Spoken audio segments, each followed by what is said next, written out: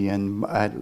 Cuando escuchamos la primera parte del capítulo 13, escuchamos que hay que ir, hay que llevar la palabra de Dios. La iglesia estaba bien cómoda en el sentido de que tenía maestros, tenía personas que podrían enseñarles la palabra de Dios. Pero en capítulo 13 hace esa transición a donde el Espíritu Santo se aparta a personas para ir y llevar la palabra.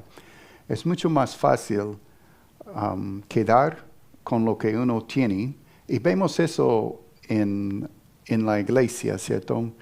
Vemos eso en los grupos que tenemos, si sea un grupo de estudio o sea un grupo casa, que empezamos a conocer las personas, que estamos cómodos con el grupo que tenemos. Y llega un momento que decimos, ok, el grupo es tiempo para empezar un nuevo grupo y vamos a multiplicar. No decimos dividir porque suena mal en la iglesia, pero multiplicar el grupo y vamos a tener nuevos grupos, pero no nos gusta. Nos gusta estar cómodos, nos gusta estar con las mismas personas y donde estamos.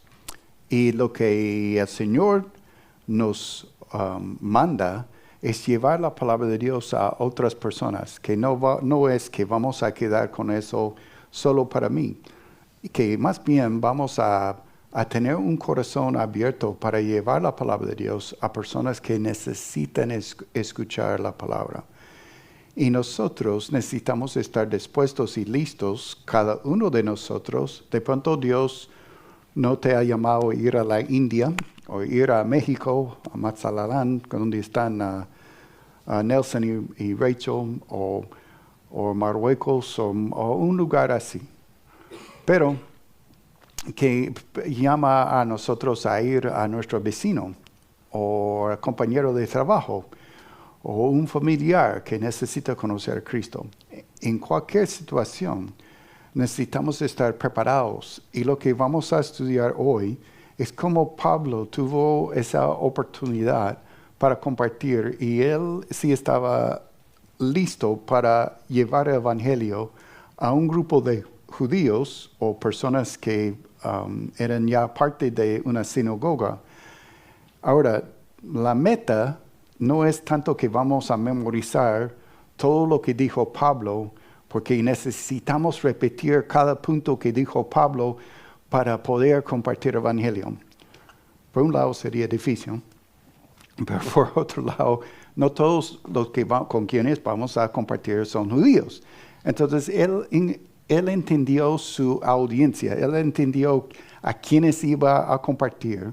Entonces, él estaba preparado para llevarles a ellos el evangelio. Y vamos a ver el argumento y cómo él lo hizo. Nosotros también necesitamos entender cómo llevar la palabra de Dios a las personas que conocemos, entender su situación, entender sus circunstancias, entender de pronto sus necesidades y saber cómo nosotros vamos a presentar a ellos el evangelio. Ahora, no estoy diciendo que vamos a cambiar el evangelio, porque hay una base que siempre necesitamos compartir, obviamente, y no podemos cambiar el evangelio. Pero la forma que vamos a presentarlo, la forma que vamos a llegar a ellos. Ok, vamos a empezar en versículo 13 y vamos a ver cómo ya han sido enviados y ya han ido a Chipre. Entonces, en versículo 13 dice, habiendo zarpado de Pafos, y Pablo y sus compañeros arribaron a Perge y de Pamfilia, pero Juan, apartándose de ellos, volvió a Jerusalén. Ok, hay que como notar eso, porque en capítulo 15 vamos a volver a un problema con Juan, pero solo que él, que había juntado al grupo, se apartó en este momento. En versículo 14 dice, ellos, pasando a Perge, llegaron a Antioquía de Pisidia. Entonces, Antioquía es donde salieron en Siria, pero ese es otro Antioquía de Pisidia. Y entraron en la sinagoga un día de reposo y se sentaron. Y después de la lectura de la ley de los profetas, los principales de la sinagoga mandaron a decirles varones hermanos, si tienes alguna palabra de exhortación para para el pueblo, hablad. Ok, tengo la primera idea, entonces, es la salida a predicar. Entonces, ellos salieron de su comodidad. Hubiera sido mucho más fácil quedar en el primer Antioquía. Entonces, tengo un mapa ahí, a ver si podemos entender un poco. A este lado es Antioquía de Siria, donde salieron. Chipre es la isla donde pasaron primero, y luego pasan a lo que conocemos como Asia, Pisidia, y ahí está Antioquía, si puede verlo por todo lo rojo que tienen. Entonces el Antioquía, y van a visitar otras ciudades, pero solo vamos a llegar a Antioquía hoy. Y Perga, en la costa, es donde Juan decidió volver a Jerusalén. Entonces pasan de Antioquía, pasan a la isla, ahora pasan a Asia y suben hasta Antioquía. Entonces es donde se encuentran ahora. Entonces van a visitar otras ciudades y van a volver, y es lo que vamos a seguir la historia. Pero en Antioquía, entonces, entran en una sinagoga, tienen la oportunidad de decir algo. Entonces nosotros, cuando pensamos en esta salida a predicar, ellos van y la pregunta realmente es, ok, si fueras hoy a otra iglesia y se dan cuenta que estás entrando, eres alguien nuevo en la iglesia, y una de las personas te llegó y dijo, tienes una palabra que quiere compartir a toda la congregación, ¿qué dirías? Diría, oh, no, yo no quiero decir nada. O tendría algo en su corazón listo para compartir a las personas. Vemos aquí, bueno, obviamente Pablo y Bernabé son reconocidos como líderes que llegaron en este momento y llegan a preguntarles si quieren compartir algo. Entonces, están listos para compartir. Vamos a mirar ahora cómo salió esta enseñanza de él. Entonces, tenemos la prédica ahora, o la enseñanza que dio a Pablo a este grupo. Yo les dio muy pocos espacios vacíos esta vez para que puedan seguir la idea. Entonces no tienen que llenar tanto. Pero la idea es que puede de pronto anotar algo al lado. Entonces, él da el mensaje ahora del Mesías, del Evangelio. Y en esta primera parte, él va a dar un resumen. Él empieza a hablar de la historia de Israel. Ahora, no se pierden en la historia, porque él está dando cada punto por un propósito. No solo está dando la historia de Israel a ellos porque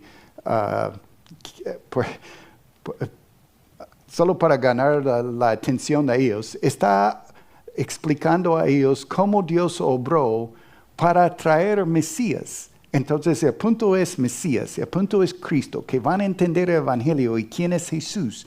Entonces él empieza a hablar con ellos, explicándoles la forma que Dios preparó al pueblo para recibir Mesías. Entonces Pablo, en versículo 16, dice, entonces Pablo, levantándose, echa señal de silencio con la mano y dijo, varones israelitas y los que teméis a Dios. Entonces hay personas que son judíos de verdad y otros que son temerosos de Dios. Quiere decir gentiles que se convirtieron como judíos, prosélites. Entonces están en el grupo. Entonces es un grupo mezclado. Estamos en Antioquía de Asia. Entonces hay un grupo de mezclado ahí. Versículo 17. Ahora empieza. El Dios de este pueblo de Israel escogió a nuestros padres, enalteció al pueblo siendo ellos extranjeros en tierra de Egipto, y con brazo levantado los sacó de allá. Entonces en versículo 17, 16, 17, él habla de esta salvación física, lo que Dios hizo, el éxodo, como Dios los sacó de Egipto. ¿Por qué? Porque todo eso es símbolo de Mesías. Todo eso es recuerda que la Pascua, la cena, todo lo que pasó con el Cordero. Entonces, Él está ahora empezando a ayudarles a ellos a pensar, ok, ¿cómo es que Dios hizo eso? Entonces, Él está usando todas esas imágenes. Entonces, son ejemplos en el Antiguo Testamento que trae al Nuevo Testamento quién es este Jesús. Ok, primera parte es esta salvación física y logró eso a través de un cordero antes de salir. En versículo 18 dice, por un tiempo, como de 40 años, los soportó en el desierto y habiendo destruido, versículo 18 primero. Voy a leer 19, perdón. Y habiendo destruido 7 naciones en la tierra de Canaán, les dio en herencia su territorio. Entonces tenemos más de la historia de Israel, de los 40 años en el desierto y luego la victoria por entrar por fin en la tierra prometida. También eso habla de todo lo que es Jesús para ellos, como Él es el que dio la victoria. En cada parte de lo que fue la victoria entrando fue por milagros, lo que Dios hizo por ellos en darles la tierra prometida. Y no hubiera sido posible destruir 7 naciones en la tierra de Canaán si no fuera por Dios y lo que Él hizo por ellos. Entonces, la idea de los soportó en el desierto es los aguantó por todas las murmuraciones y el pecado, pero los aguantó en el desierto por estos 40 años. Pero Dios logró la victoria. Ahora empieza en versículo 20, hablando de cómo Dios trató con ellos ya en la tierra prometida. En versículo 20, después de como 400 años, 40, voy una vez más. Después de 450 años, les dio jueces hasta el profeta Samuel. Ok, ¿cuál es este tiempo? Este tiempo es teocracia. Ya tienen la ley, ya están viviendo bajo la ley de Moisés. Y por este tiempo con los jueces están tratando de vivir la vida que Dios les mandó, pero fallan y Dios mandó jueces para ayudarles a salir y luego fallan y pecan y luego Dios manda otro juez para sacarlos adelante. Pero la idea en este tiempo es que están bajo el rey que es Dios. Dios es su rey. Dios es el centro de la vida de Israel. Dios es el centro en el tabernáculo y luego en el templo. Y Él es el centro y Él es el rey para ellos. Pero ellos decidieron que ya no quieren Dios como su rey. Después en el tiempo de Samuel, luego, en versículo 21, pidieron rey. Y Dios les dio a Saúl, hijo de Cis, varón de la tribu de Benjamín, por 40 años. Entonces, primer rey fue un fracaso. Fue un hombre que él sí, humanamente, tenía la estatura, tenía todo para ser un rey, pero su corazón no era conforme al corazón de Dios. Entonces, él sí fue un fracaso, fue quitado y Dios dio a David. Entonces, en versículo 22, quitando les levantó por rey a David, de quien dio también testimonio diciendo, he hallado a David, hijo de Isaí, varón conforme a mi corazón, quien hará todo lo que yo quiero, de la descendencia de y conforme a la promesa. Ok, mira ahora la transición. Dios levantó a Jesús por Salvador a Israel. Entonces, Él lleva a ellos en un camino, resumen de la historia de Israel y la promesa que Dios había dado a ellos. Bueno, parte de la promesa era la tierra prometida, pero la otra promesa es que alguien, un Mesías que iba a venir, alguien del linaje de David.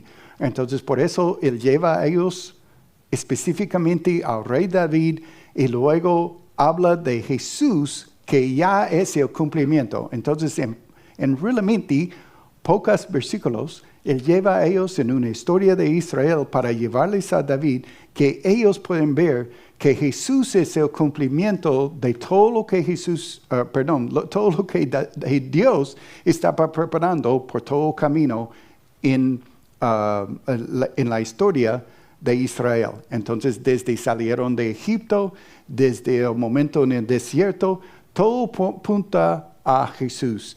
Y aun cuando pidieron rey, aunque pidieron mal, y el primero era malo, Dios levantó otro que era mejor, que era David, y luego específicamente levantó a Jesús. Ese es el final del versículo 23.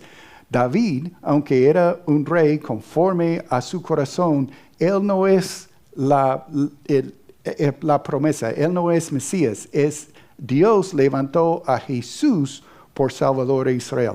Entonces, esa primera parte es como un choque para ellos, ¿ok? Están en Antioquía de Pisidia, no tienen CNN, no tienen toda la comunicación que tenemos nosotros, entonces de pronto han escuchado algo de lo que ha pasado en Jerusalén, pero no han escuchado toda la historia de Jesús y todo lo que ha pasado como tenemos en el Nuevo Testamento. Tampoco tienen un Nuevo Testamento porque no ha sido escrito todavía. Entonces no pueden leer lo que ha pasado y no pueden ver las noticias. Entonces eso es como algo muy sorprendente para ellos. ¿Están esperando Mesías? Claro que sí. Todos los judíos estaban esperando Mesías. Pero ahora que Pablo va a entrar ahí y decir, ese es Jesús, ese es el Salvador, ese ha venido. Ok, todos deben estar atentos ahora, ¿cierto? Porque ese es lo que todos están esperando. Eso es lo que quieren escuchar, es que ¿cómo es posible? Entonces, ahora va a empezar con pruebas hablando de lo que ha pasado, empezando en versículo 24. Es decir, de la descendencia de este, y conforme a la promesa, ese es versículo 23, Dios levantó a Jesús por Salvador de Israel. Ahora 24. Antes de su venida, predicó Juan el bautismo de arrepentimiento a todo el pueblo de Israel. Ok, versículo 25, mas cuando Juan terminaba su carrera, dijo, ¿quién piensas que soy? No soy yo él, mas he aquí viene tras mí uno de quien no soy digno de desatar el calzado de los pies. Ok, ese es el testimonio de Juan. Entonces, en esta próxima parte, miramos pruebas del cumplimiento. ¿Cumplimiento de qué? De Mesías. Todo lo que fue las promesas del Antiguo Testamento, ya vamos a ver cómo Jesús cumplió perfectamente. Juan predicó y él era el que estaba anunciando que iba a venir Mesías.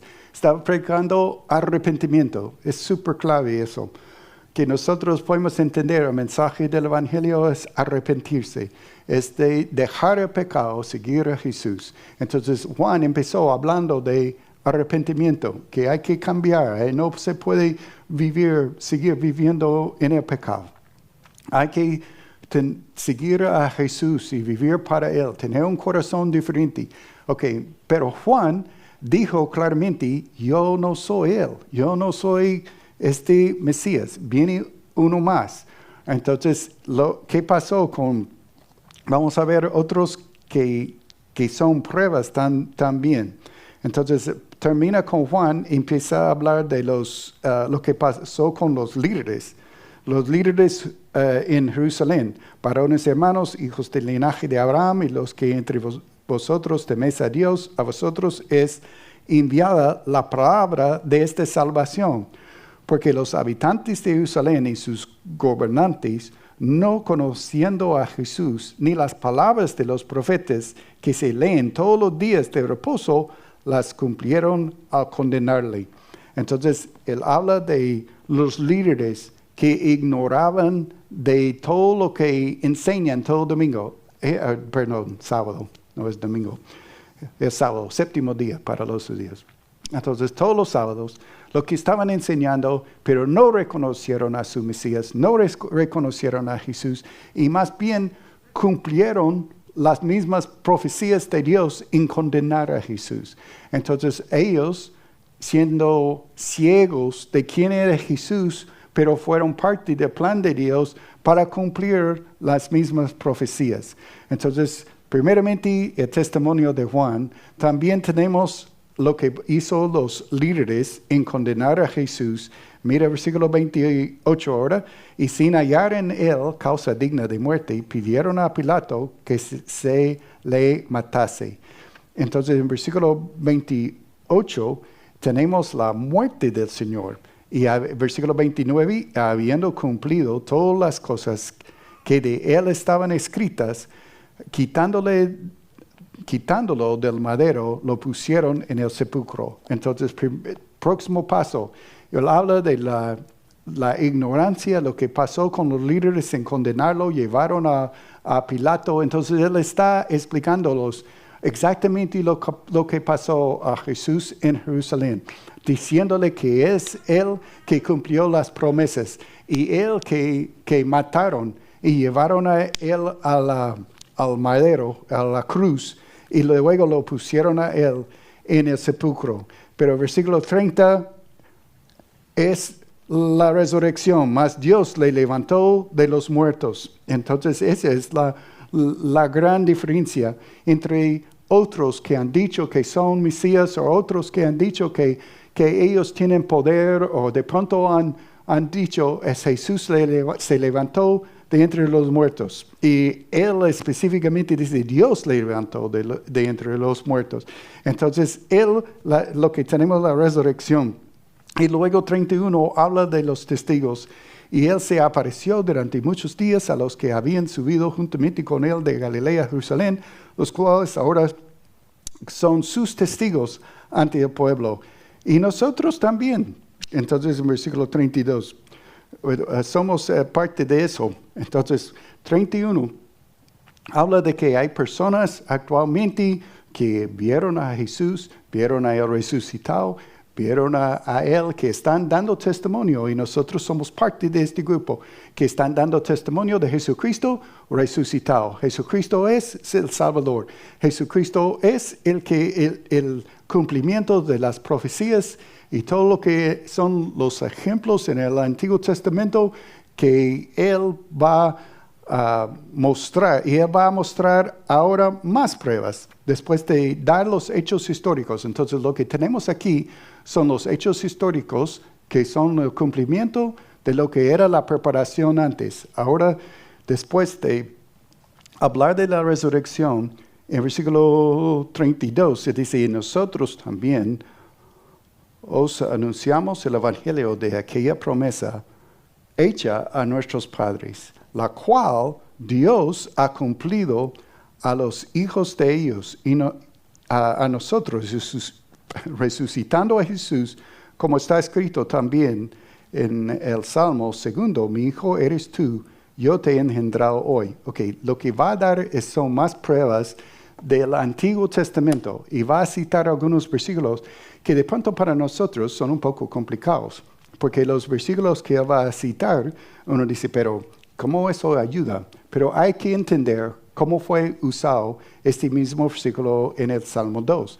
En el Salmo 2 es un salmo hablando de un rey, donde ese rey tuvo victoria, y esa es como una metáfora para hablar de cómo cuando uno dice he engendrado hoy, es como exaltado hoy. Entonces no es como Jesús hablando de cuando Jesús empezó o nació o fue creado o algo así. Está hablando de su victoria, que va perfectamente con la idea de la resurrección. Va perfectamente que la victoria de Jesús fue la resurrección. Entonces, él dice en el versículo 33, justo antes de eso, resucitando a Jesús, como está escrito también en el Salmo 2. En cuanto, versículo 34 ahora, en cuanto a que le levantó de los muertos para nunca más volver a corrupción, lo dijo así, os daré las misericordias fieles de David. Otro versículo en Isaías 55:3. Por esto, dice también en otro salmo, no permites que tu santo vea corrupción. Ok, y él va a explicar él mismo por qué no es David en versículo 36. Porque a la verdad, David, habiendo servido a su propia generación según la voluntad de Dios, durmió y fue reunido con sus padres y vio corrupción. Quiere decir que quedó en la tumba y él no resucitó. Mas aquel a quien Dios levantó no vio corrupción. Contraste entre esta promesa fue dado, pero no puede ser David, porque David quedó en la tumba, pero Jesús no. Jesús se levantó entre los muertos. Entonces, él da citas del Antiguo Testamento también para mostrar que eso no es nada nuevo, es algo predicho en el Antiguo Testamento que nosotros podemos ver y comprobar y ver que Jesús es el cumplimiento de todo lo que fue escrito en el Antiguo Testamento. Entonces, él da a ellos toda esa información, todo de un solo, diciendo a ellos, Jesús es esa persona, Jesús es el Salvador.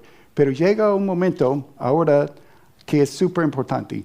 Entonces, nosotros necesitamos estar preparados para compartir el Evangelio en una forma que la persona va a recibirlo, pero también necesitamos que la persona tome una decisión. Mira lo que Dios dice en versículo 38. Sabed pues, esto, varones hermanos, que por medio de él se os anuncia perdón de pecados. Entonces, solo por medio de Jesús hay perdón de pecados. Y mira lo que dice el versículo 39. Y que de todo aquello de que por la ley de Moisés no pudisteis ser justificados, en él es justificado todo aquel que cree. Perdón. Entonces, en el versículo 39, él habla de que lo que era imposible bajo la ley, de recibir la justificación. La justificación es cuando Dios cancela nuestro pecado, perdón de pecados, imposible bajo la ley de Moisés. Pero lo que fue imposible ya es posible con Jesús, en creer en Jesucristo. Pero hay que tomar una decisión. No es suficiente conocer o recibir esta información y entender que Cristo es Mesías. Que bueno, no hay que creer en Él. Mira lo que versículo 40 y 41 dice, mirad pues, que no venga sobre vosotros lo que está dicho en los profetas. Mirad, oh menospreciadores, y asombraos, y desapareced, porque yo hago una obra en vuestros días, obra que no creeréis, si alguno os la contare. Entonces, él está diciéndoles el peligro de ignorar no, ignorar no es la palabra, porque están recibiendo el mensaje, han escuchado el mensaje, pero es de no reaccionar, de no obedecer, de no reaccionar, de no recibir, de no pedir perdón, de no actuar. Entonces el problema es de no actuar, de decir que pues es interesante y todo eso, pero no voy a hacer nada. Y desafortunadamente hay muchos que escuchan el Evangelio, pero no reaccionan. Escuchan el Evangelio y dicen, bueno, es bonito la historia, es bonito todo lo que he dicho, pero realmente no estoy muy interesado. Entonces, todo lo contrario. Un punto más. Entonces, ahí lo que tenemos es el paso de fe. Perdón. El paso de fe es que uno tiene que tomar una decisión. Si realmente va a entrar en nuestra relación con Jesucristo, si realmente va a creer en Él, si realmente va a obedecer, o si realmente va a caminar con Él, si realmente va a arrepentirse de su pecado, o solo va a dejarlo como una historia bonita, solo que algo que ha escuchado. Entonces, dos cosas que vemos en eso, ¿ok? Uno, tenemos que estar preparados. No es que van a repetir todo lo que hemos visto en el pasaje hoy, pero tenemos que estar preparados para compartir el Evangelio. Saber cómo llevarlo a una persona en tal forma que ellos pueden entender y recibir a Cristo. Segunda parte es llevarles a esta decisión. decir si van a recibir a Cristo, si van a creer en Él, si van a vivir para Él. Y es cada uno de nosotros que tenemos que llegar a eso. Vamos a orar.